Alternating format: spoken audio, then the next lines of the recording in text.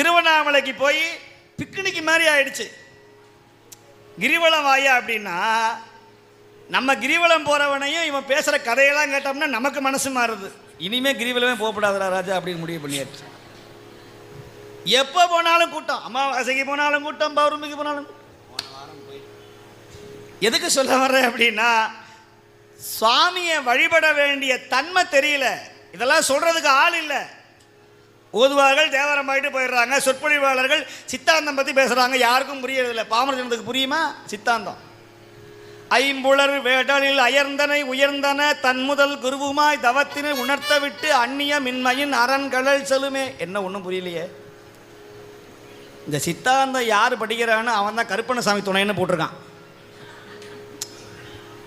சைவ சித்தாந்தம் படிச்சுட்டீங்கன்னா அடுத்த நிமிஷம் பேசவே கூடாது, மௌனமாயிடணும். அதுதான் சித்தாந்தின்னு பேர்.